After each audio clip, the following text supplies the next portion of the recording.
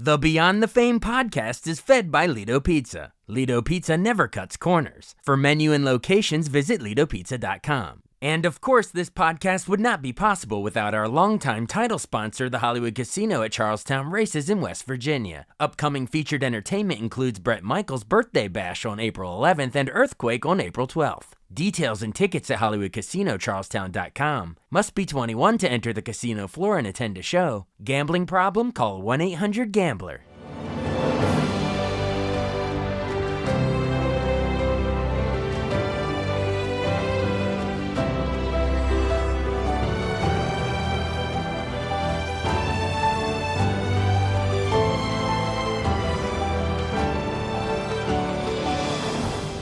Welcome to the newest episode of Beyond the Fame with Jason Fraley. I'm your host, Jason Fraley, picking the brains of the top filmmakers, musicians, and artists of our time.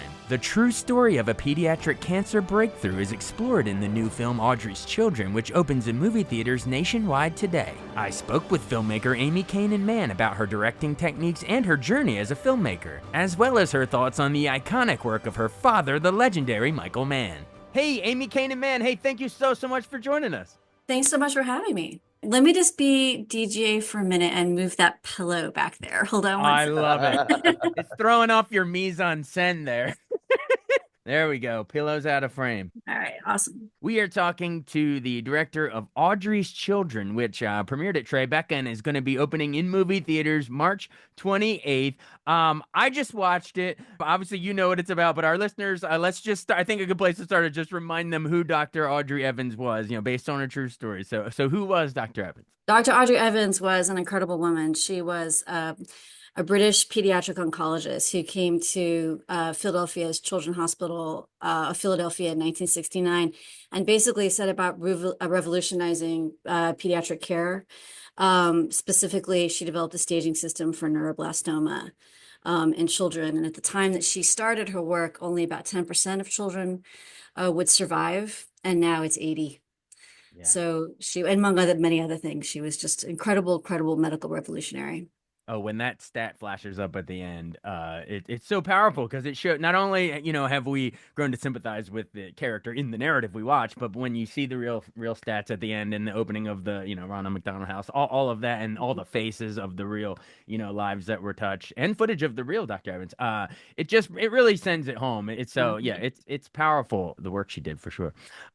Did you, before we get into the actual narrative of the script written by Julia Fisher-Farbman, before you actually found the script though, did you have any personal connections to cancer or specifically childhood cancer in your life or family or friends that drew you to want to do it? I'm very lucky in that not pediatric cancer. No, my grandmother had breast cancer. Right. Sadly, it's just really common. So the thing that really, but I love working with kids. I love children. I love, just anything that focuses on them and helping them. And it was really that scene on the roof that I read in the script where she is helping a child conceive of their own mortality so that they can sort of better transition. Right. And I just thought, my God, like, who would want to do that? I mean, that's a really, really difficult thing to volunteer to do, to set yourself. Nobody wants to have that conversation with a child, nobody. And here's somebody that did that daily and for decades.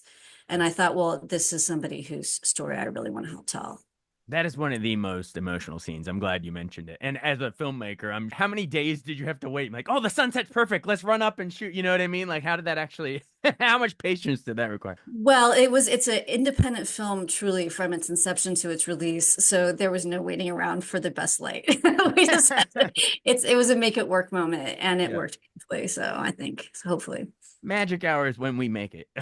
That's right. That's exactly right. I mean, you mentioned the sunset scene. Were there any other moments, like on the page that made, like, I thought it was kind of cool how one of the, without any spoilers, let's just say one of the answers or solutions comes from a kid at one scene. Like, I think that's kind of cool that it ties in. We're saving these kids' lives, but they're bringing something to the table too. But how about you?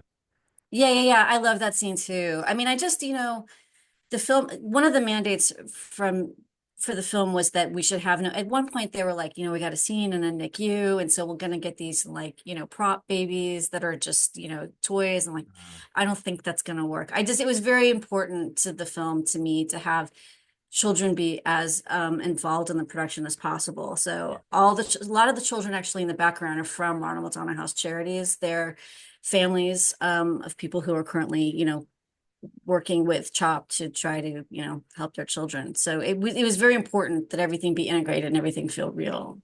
Well, it does, and the kids being involved, the actual cancer patients, like you're saying, Yeah. add so many layers. It's incredible.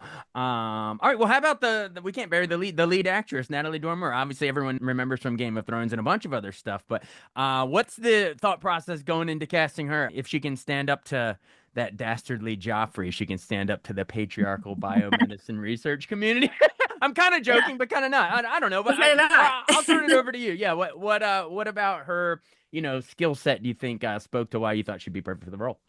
Yeah, I mean, she's just like she's a ball of fire, right? Like she just, there was a shot I saw her in just that one of the opening sequences of the remake of Picnic at Hanging Rock, and there's a shot that's on her back, Mhm. and it's just on her back, and you can just feel in her shoulders like the powerful, and then the camera stops and she just turns, and I'm like, oh, there's Audrey. Like, you'd have to have somebody who has where you could really feel them thinking. It's really a biopic about a brilliant kind of awkward revolutionary woman. And so you really needed somebody who you could just were compelled to watch them think on screen, and who had a kind of fire about her that felt like a kind of fire that you can empathize with and maybe even see in yourself.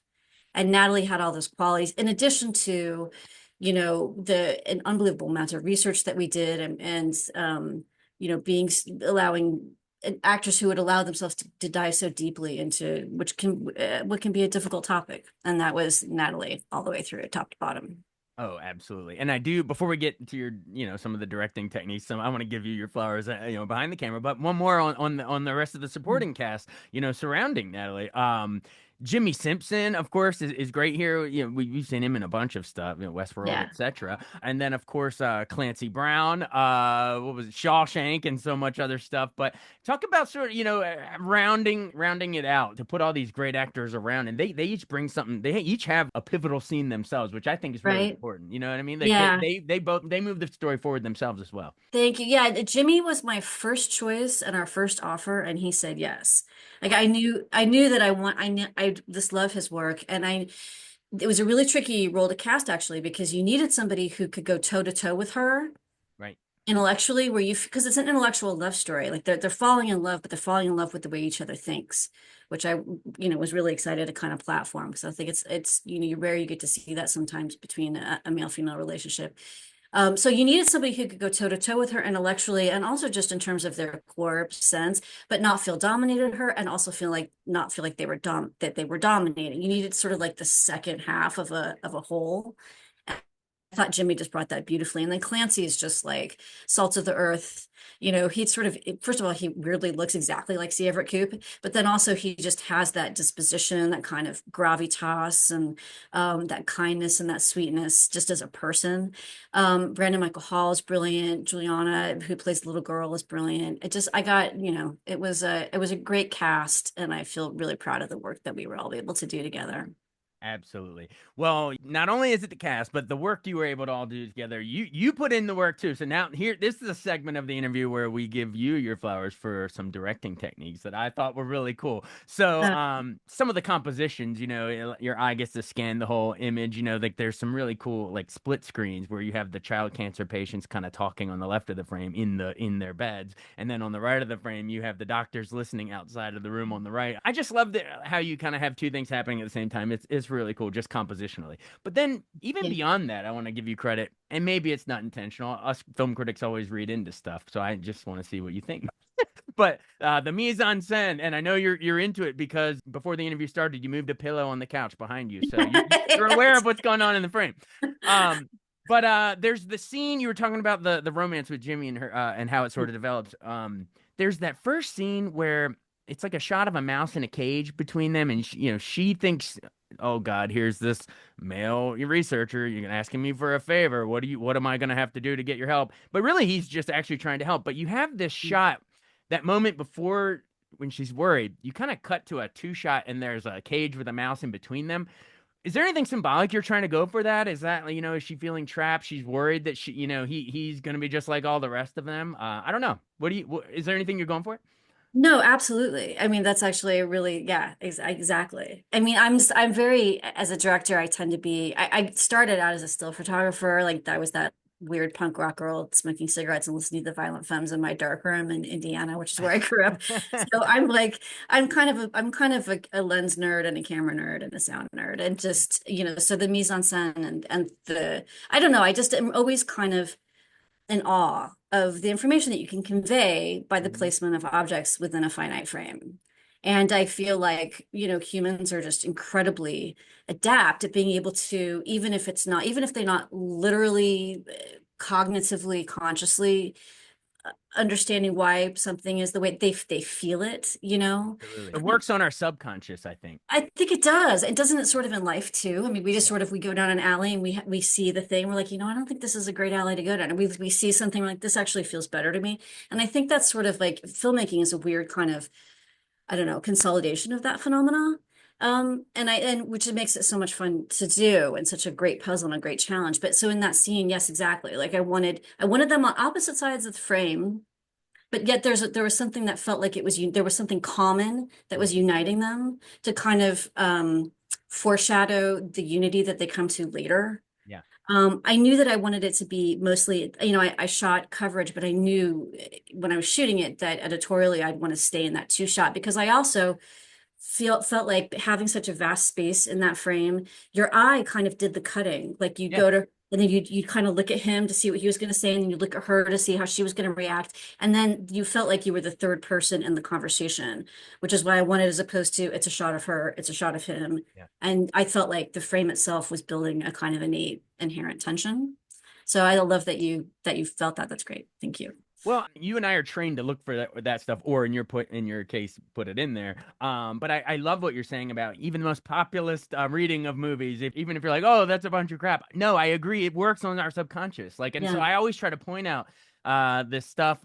Your movie is completely different than what I'm about to say, obviously, but it reminded me of a scene in Rocky of all things when when first goes in Adrian's pet shop, Alvinson shoots it through a cage of like Yeah.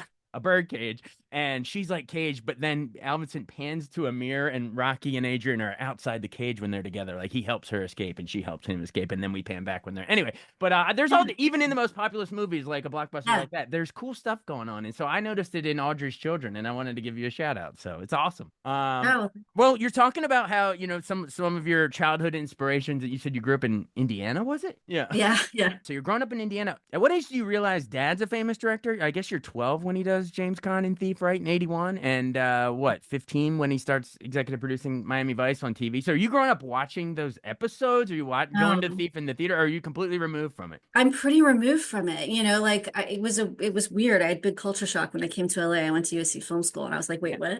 what? Like it was a real culture shock. Ben Mankiewicz said the same thing, by the way. He was like, grew up in DC. I didn't know my family's history. Yeah. Yeah.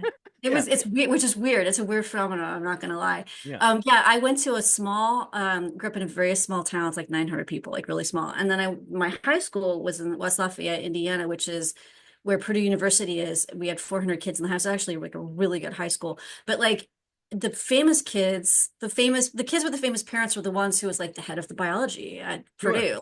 That Yeah. was, so Right. when I was going to go to USC, everybody was like, why are you going to go to University of South Carolina? Like nobody, it just wasn't a thing, Yeah. at all. So I'm going to say like, I didn't really get it until I came out here when I was 17. Yeah. Yeah. Like I knew he did. I mean, I knew he did film, but it didn't, I just didn't get it.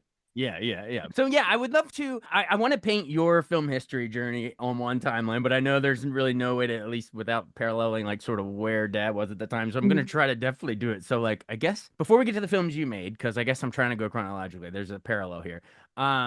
Did you have like favorite movies of your dad growing up, and how did that shift maybe once you got into college and started looking with a more critical eye, kind of the stuff you and I were just talking about? You know what I mean? Like, has your thoughts on dad's certain movies, like, have certain ones rose and fell as you've matured as a filmmaker?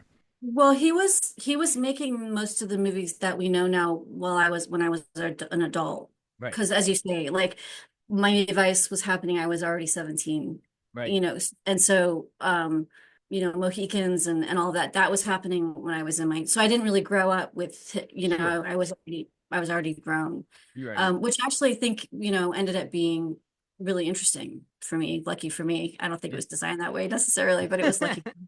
I knew that I wanted to because this is why I was lucky. I knew that I wanted to work on one movie that he of his with, not alongside him obviously, but like just in the just see like how it worked from top to bottom, and that ended up being Heat.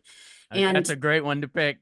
I know that's what I'm Might be saying. the I've been best of all of lucky. them, but yeah. Yeah, I have a real soft spot for that film. Yeah.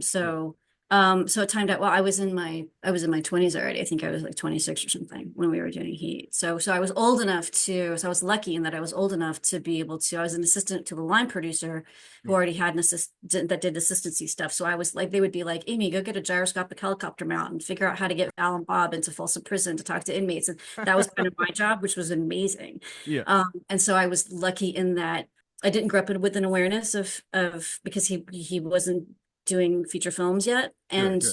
the time he was, I was old enough to be able to work on Heat, which was great. That's so cool. I mean, not only the Pacino and De Niro in the same film for the first time. Well, I mean, Godfather 2 counts, but they were in different timelines Yeah, there. yeah. But to be, seeing partners cut, it was amazing, and just the way your dad shoots some of those like robbery sequence, it's unbelievable. And we just had Hank Azaria on a couple weeks ago, and he was raving about working with your dad on Heat. Oh yeah. But weren't you also like even before? Didn't you do like Crime Story? Weren't you like a PA in the art department as well? Yeah, yeah, yeah, yeah. It was like, do you want this summer job in Chicago? Because Chicago is where my grandmother was from, and Yeah. Indiana's like 2 hours away. So I would spend a lot of time in Chicago. Yeah, so he wasn't on set that he was doing a feature. He was doing, can't remember. But they were like, yeah, so I got paid $40 a week, which was like so much money to me. And I Yeah. worked in the art department and loved it and completely fell in love with like that's when I didn't really, I thought I was going to be a photojournalist because Mhm. I was a little bit obsessed with words and I was a little bit obsessed with images. And I Yeah. didn't really know how those could come together. So I thought I would end up going to journalism school. And Mm. then when I worked on Crime Story and it was like 3 o'clock in the morning and it's set in the 1950s and it's just like we've made 1950s out of nothing. I just completely ran away with the circus. I was like, oh, Yeah. this is my dream. And in Yeah. fact, I remember having a conversation with I don't think it was Dennis Farina, but it was one of the leads where I was like, I don't think I need to go back to high school. I think I'm good. And they were like, no, you got to graduate They're high not going school. to teach me anything I need. I'm good. On the I set is where know. I'm good. I know what I want to I know what do. I want to do. That's great. Yeah, yeah. So I think that was kind of like the beginning. I Right. think I was almost 17. So that was like Okay. the beginning of me understanding film and And so, and that TV series was 86, right? So that's the same year Dad's doing Manhunter, I guess, which obviously Silence of the Lambs would become a huge yeah. phenomenon, deservedly. But I invite everyone to go back and check out Manhunter, which I guess was technically the first version of the Hannibal Lecter and Cox long before Succession. Crushing it. It's a great movie. And I think of blue. Whenever I think of that, I think of your dad's like blue lighting. You know what I mean? It's like Yeah. a tone. It's very stylish. Anyway, he's doing that. You're doing Crime Story, PAing on it. And then you mentioned Last of the Mohicans, of course, and then Heat. And then, but I wanted to ask you about The Insider because when you said journalism, did The Insider really click for you? Because that's one of the more underrated ones. Well, I mean, it was rated at the time, Oscar nominees, but the idea of journalism ethics, did that really speak to you? Definitely. I mean, Insider is a great film. And Unbelievable. and in terms of journalism ethics, I mean, it just speaks, it resonates through the decades. I mean, now more than ever, um, the approach that journalists need to take in Yeah. terms of what we say, how we say it, what we reveal, and what needs to be revealed, and how critical they are to the society we're living in is more potent and important Yeah. now than ever. Yeah, Al Yeah. Pacino in that movie, getting Russell Crowe's, character inside the insider inside Big Tobacco Mhm. to want to go on the record with 60 Minutes, and then CBS execs trying to stifle the story. Yes, and now add 26 years on top of it. It's almost depressing how much journalism ethics we've lost since that movie. But Well, they're fighting. I think they're fighting the fight, but boy, I yeah, mean, they're if trying. right? Like if Insider was a story about, as you're saying, corporations trying to, I mean, now it's like that times 100, right? I mean, that's the danger, the fourth estate, the Absolutely. media is I mean, I think they're fighting, and we need them to continue to fight. Absolutely. Now We more need than all, ever. But that makes yeah. everyone go back and watch Insider. I think it's in Yeah. your dad's filmography, and there's great ones, Ali, Collateral, that would come after that. But I think that's like a, I don't want to say hidden gem, but I want to really want to hold it up. I love it. All right, so around the time, I guess, right after Insider, then, and I guess right before your dad's with Will Smith on Ali, right in there is when you write your NYPD Blue episode, right? This was Tea and Sympathy in like 2000. I guess that's about right, somewhere in there. Yeah, that's right. That seems right. Yeah. Yeah. So what Yeah. was it? What was the experience like? This was like your first big, I don't want to call it break, but you know what I mean? Watching Yeah. Dennis Friends, reading words you wrote in that episode. I mean, just memories of that experience. Oh, I mean, it was incredible. I mean, Milch had read, I went to film school in the production program, and I uh wrote I don't know if anyone's a USC film buff, but there's a thing called a 480, which is like, only four people get to do, and it's a big deal. So I wrote one, and then I wrote and directed one, and one, he read mine, or maybe, yeah, I think that's right. And then it was great working with him. I mean, I wrote the script, and he's brilliant, Milch. And I was on set. That was like a thing. You're like, oh my God, they're saying my words. I mean, that was amazing. I mean, it was Yeah. huge.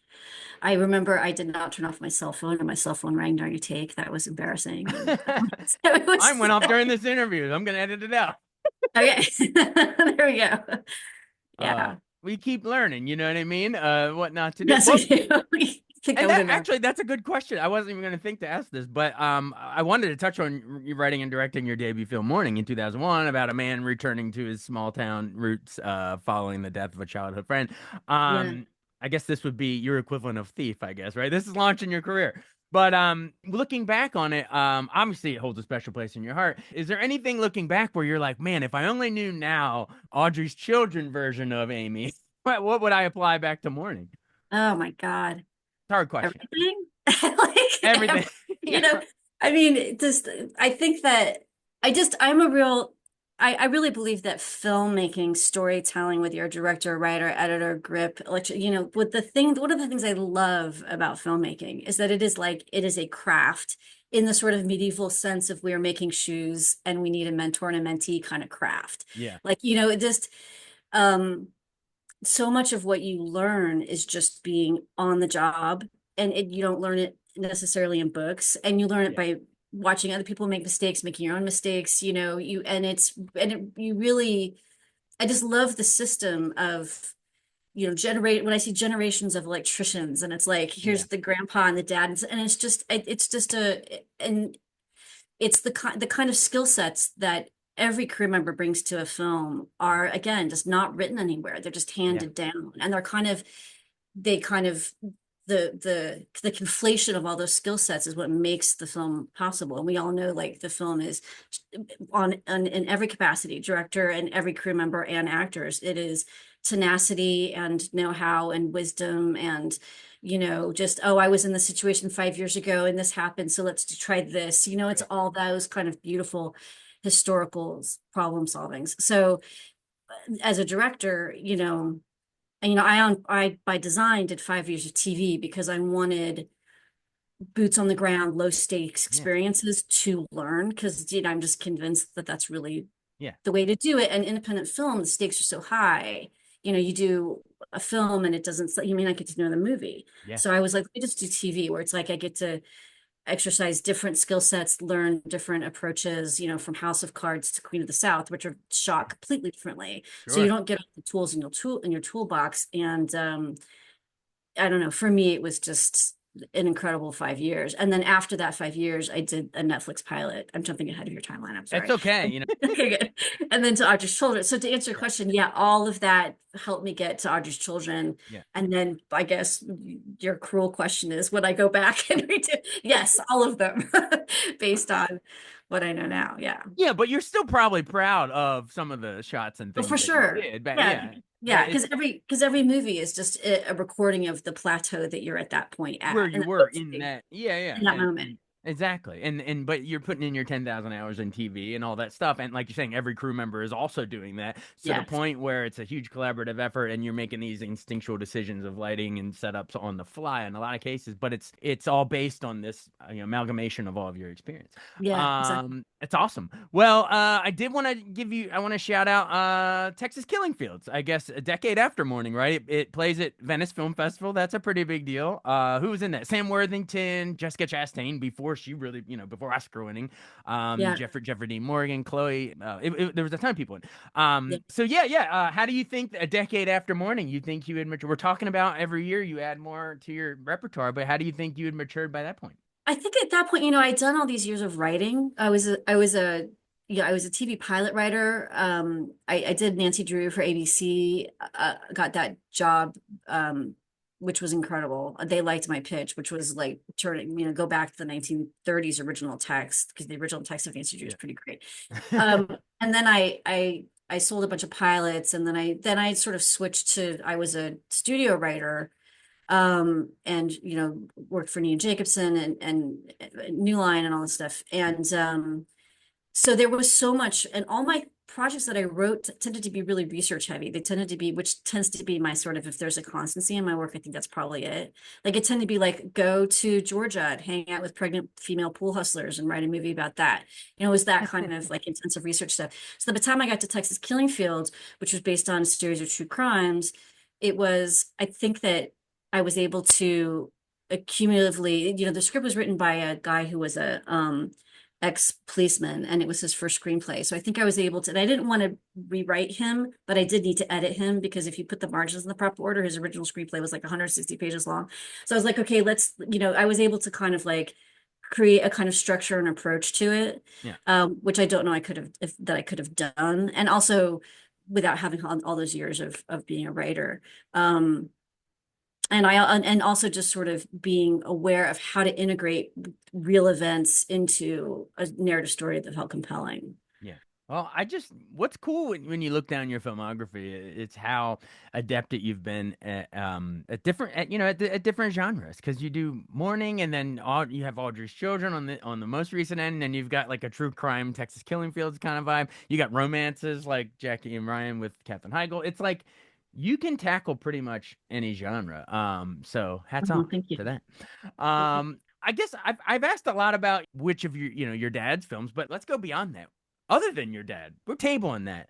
Which other filmmakers do you think were really influential on you? Either growing up watching movies, it could just be like, oh, as a kid, I loved watching this blockbuster, or as USC Film School on, like when you really get into the art and craft of it. Like, which filmmakers do you think are your goats? Oh my gosh, there's so many, right? We are Yeah, definitely standing on the shoulders of giants here, yeah, I totally. mean, and I had the weird advantage of not growing up as a cinephile because I grew up in like when I was little, we had literally one channel on our TV, so it Yeah. wasn't like it was always books for me.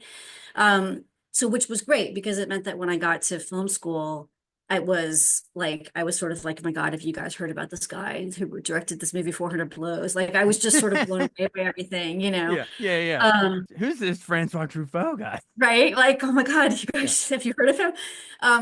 But for me, I think like there's so many goats, the ones off the top of my head, and we're gonna hang up, and I'm gonna be like, wait, there's 10 yeah, others. A yeah. big one for me is Frank Capra, actually. Oh, I love Frank Capra so much. Capra's huge for me, Yeah, huge, because he did what I sort of aspire to do in that he took really difficult subject matter, and like highly political subject matter and couched it in like charm and humor yeah. and like or like something compelling. And Like so Mr. by Smith Goes to Washington is very political, or all of his movies, because you think of your It Happened One Nights and the rom-com stuff, and of course It's a Wonderful Life, yeah, obviously, but It's a Wonderful Life is very that's darker than it is the Christmas classic we that remember. It's a masterpiece.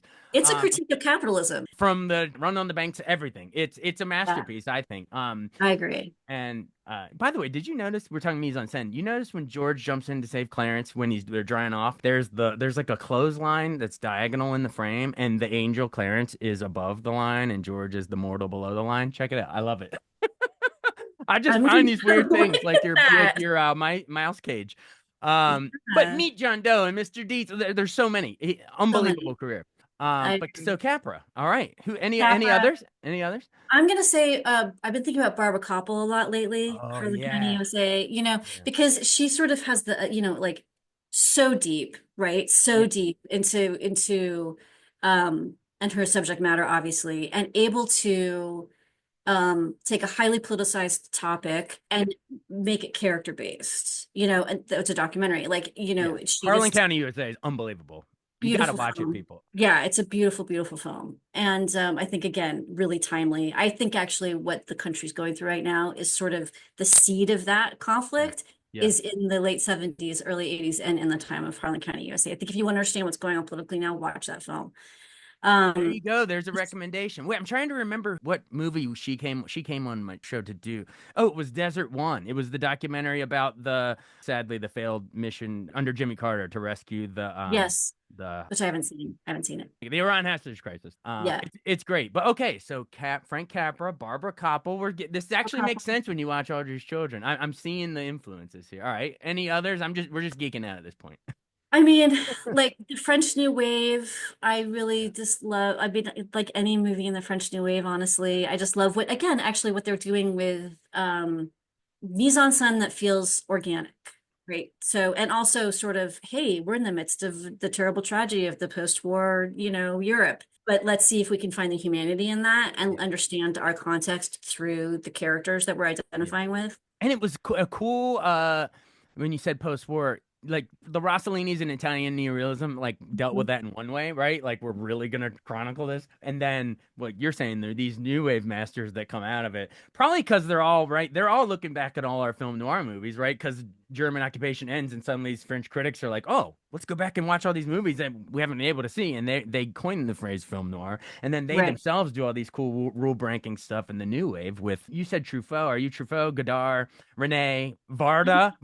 Gosh. I mean, kind of honestly, all of them. Have you Yeah. seen Elevator to the Gallows? Do you know I that haven't. one? No, no, no. Yeah, you got to see. I mean, I can't pronounce it in French, but it's Elevator to the Gallows, but it's really worth seeing. And it's got a score by Miles Davis, like this Oh, this is a beautiful. Louis Mao film. Yeah, yeah. It's gorgeous. But then also like, I love American film noir too, which I don't think you can do again. I think it really was specific to that era, but Sure. like, Mitchum and Oh, got it. Barbara Stanwyck and like, all of those guys. Oh, And yeah. also, like, I think I love Kubrick's sort of, I mean, obviously he's brilliant, but one of the things I really love about Kubrick is did, he also, um, I am trying to emulate what Kubrick does in that he is sort of, let me see if I can do film noir, let me see me do horror, let me Oh, the see genres. Yeah. right. You're just sort of like picking a genre and sort of viewing. I mean, I don't really know. I wouldn't pretend to understand or know his approach and what he was thinking there. But for me, I think like, right, what are the mechanics of a genre and how can I embody that genre in the story in my own particular point of view? I think that's Yeah. just sort of interesting and fascinating to break down. Such a good point because with Kubrick, you're like, oh, think of what is arguably one of the greatest horror movies. Oh, he made The Shining. What's one of the greatest sci-fi? Oh, 2001, Right. definitely. Or Yeah. sword and sandal epics like Spartacus, or you know what I mean, or Paths of Glory. Like he could Barry Lyndon. Like these are all very different genres and but still masterful. Full Metal Jacket, a war movie. Like, come on. Right. Like it's Yeah. unbelievable. Well, you've Yeah. thrown out a lot of masters that are great. So yeah, French New Wave, Koppel, Capra, Kubrick, they're all swirling around in your brain. Um, well, if we had to, if you had to pick a Mount Rushmore of Dad's movies, what would the four be? It's tough. We're ending on a tough one. Of my dad's Of your movies? dad, yeah, Boy, I just don't think I can. I don't know that I could. I'm not a big like sort of yeah, uh ranking, best yeah, yeah, yeah, best of sure, ranking yeah, thing. I mean, I would just say, like as I said before, I think for me, for really sort of personal reasons that are just because it would have to be Heat, but that's because I worked on it for a year and a half, yeah. It's and objectively great. yeah, and I agree. And for what we were talking about, The Insider, I think is really important. I mean, I think it's important to revisit that movie in terms of what we were talking about, what's happening right now, Yeah, in journalism. the Pacino ones rise for you up Yeah, there. I get, yeah, not, yeah, yeah, yeah. but they're all great. I love Tom Cruise and Jamie Foxx and Collateral. Like, Yeah, they're like great. I think back to when I first watched these movies, growing up or recently, and I'm just like, man, it's hard to. You can't. Ranking is kind of, it's pointless, really. Like with Capra, we just named 7 And great they're movies, all and worth seeing. yeah, Uh, exactly. Well, that's great. Well, for you, it's Audrey's Children. Is that your? I don't. We can't even see. There's no ranking, but you're saying you're improving each year. So you know what I mean. This I like to think so. I by don't know that if I, metric, this is your I most try. mature work, right? Until we talk to you 10 years from now, I'm sure it'll just keep getting better and better. But I guess in Yeah. final seconds, invite our listeners out to on March 28th to go see Audrey's Children. And let's pitch it this way. It might sound like a heavy topic because it is childhood cancer. There are sad moments, obviously, but it's inspirational. You're going from 10% survival to 80%. So yeah, sell them on going to the movie theater to see the inspiration in this thing. I would just say that, like, the objective of the movie, that my sort, because it can be a heavy topic, the Yeah. goal was to create a world that was so viscerally complete that you feel like you're in Philadelphia in 1969, that you kind of are drawn into and kind of seduced by the world and the characters, who are lovely, performed by this amazing cast, and led by Natalie Dormer. And so, come see it for the cast, come see it for the world. And at the end, you'll have heard a story about kids with cancer, but you won't know that while you're watching. And come see it for Amy Canaan Mann's direction of Audrey's Children in theaters March 28th. Thank you so much for doing this. Oh, thanks so much for having me. It was a real pleasure. Thanks so much for listening to Beyond the Fame with Jason Fraley. Our theme music is Scott Buckley's Clarion. Remember to give us a 5-star rating if you like what you hear. We'll see you next time.